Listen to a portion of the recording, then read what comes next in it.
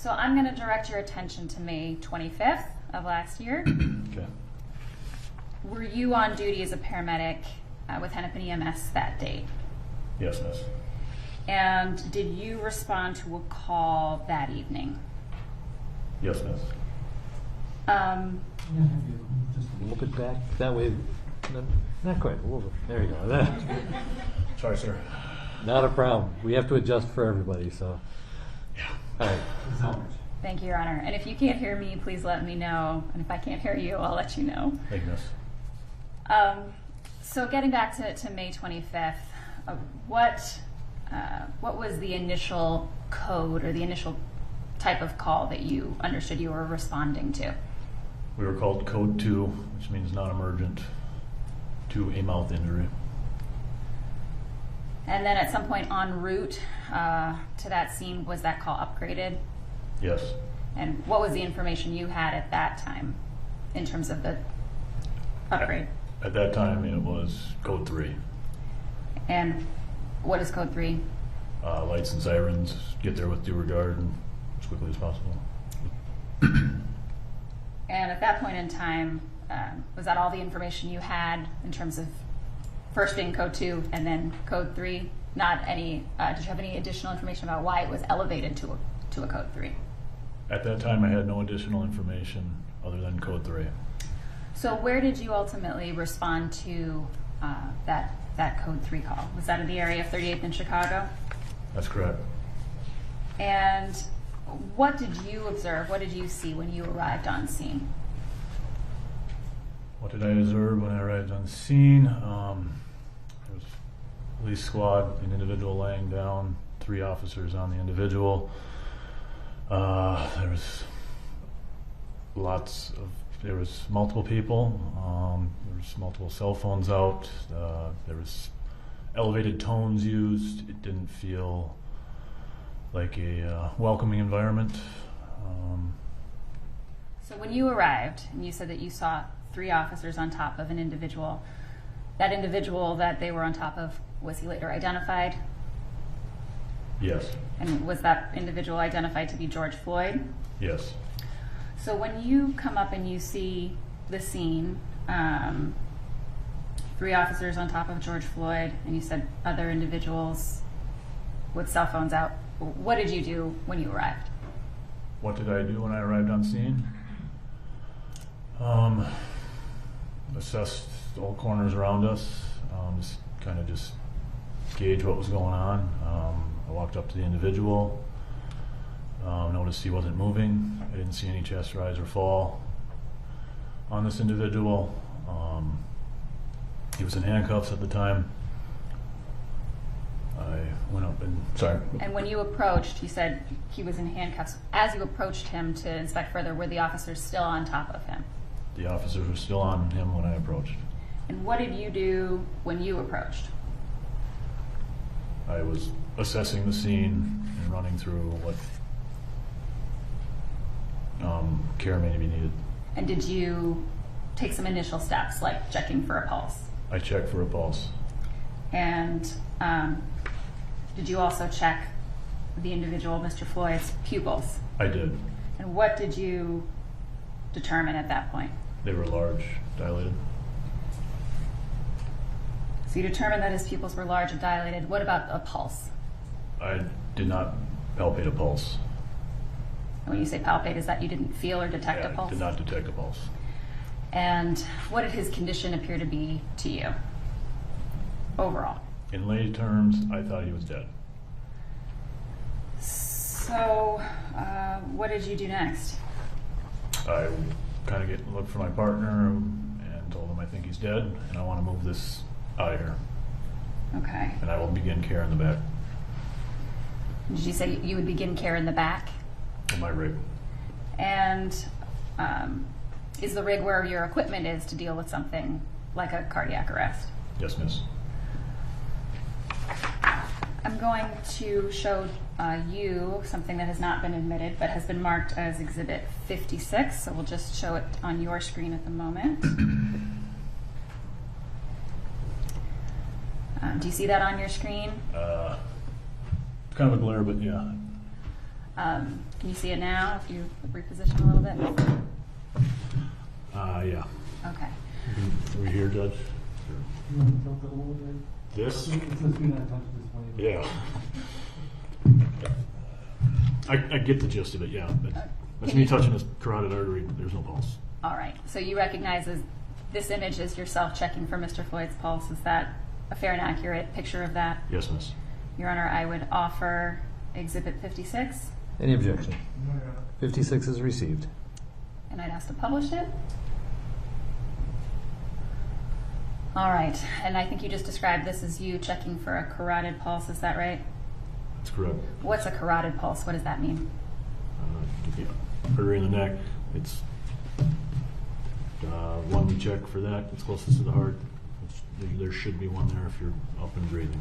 So. Okay. And at the time you're checking Or for this... alive. Pardon me? I'm sorry. Say that again. Or I meant alive. I said breathing. Anyways, go ahead. So why don't I just circle back to that? Okay. You're checking for a carotid pulse. What was your response to that? It would be one that you would find if you were... Please finish your thought. Repeat it, please. I apologize. No, it's on me. Why do you check the carotid pulse, and what would you expect? In a living person, there should be a pulse there. I did not feel one. I suspected this patient to be dead. Okay. In lay terms. And at the moment that you're checking for this carotid pulse, are the officers still positioned on top of Mr. Floyd? Yes. All right. I'm going to take down Exhibit 56, and I'm going to put on the screen an exhibit that has already been admitted as Exhibit 248. If we could put that up, please. And then, does this show a different angle of your initial, well, what does this show here? Do you see yourself in this picture? Yes. Okay, and what are you doing? I am at the top of the screen there in that brown uniform. And you can use the stylus, should be a little stylus Am I or your supposed to finger touch? to, it's a touch screen, so you can just So point out where you were. That's me. Okay, and what are you doing in this picture? I think I'm grabbing my flashlight and I'm assessing what's going on here. Okay, and then in terms of using your flashlight, is that something you use to assist with checking pupils? Yes, miss. Okay. So while you were at the head of Mr. Floyd, did you check both his pulse and his pupils? Yes, miss. All right. And we can take that down. So at that point, what happened next after you did those things? After I checked pulse and pupils, Yes. I looked for my partner and provided him that I believe the individual to be deceased. I wanted to get off scene, and I would start care in the back. And did you take steps to make that happen? Yeah, we grabbed our stretcher, our poles and canvas, and we were starting to prep to move the patient. And did you have any interaction with the officers in terms of moving the patient? Once we got the poles and canvas on the ground, the officers were very helpful in moving the patient onto the canvas. So did the officers assist you in moving Yes. the patient? Did you have to provide some direction to them in terms of moving the patient? Yes, at one point I had to tell one of them to get out of the way. They're in my way. Okay. And then why was that? What were you trying to accomplish? I wanted to get my patient to my rig as quickly as possible so I could begin my resuscitation efforts. He was standing in between the stretcher and where I needed to be. He needed to be eliminated from the situation. Were you you said as quickly as possible. Why were you trying to get things done as quickly as possible? For my patient care. And is timing something important when it comes to someone who's in cardiac arrest? Yes. And why is that?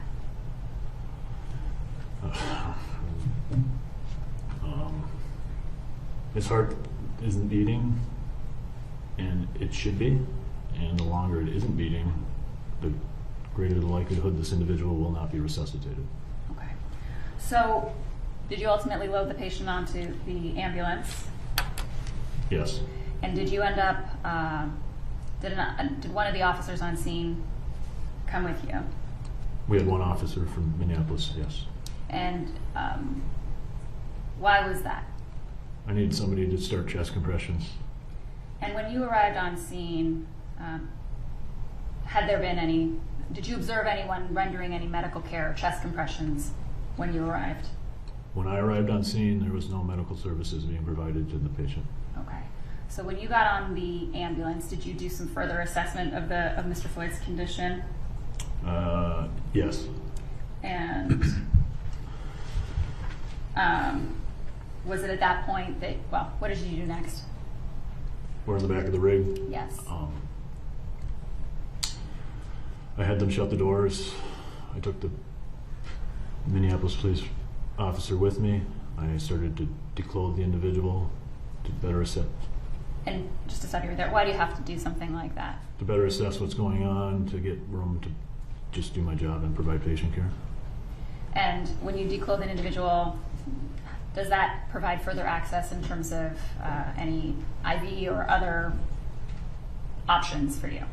Yes.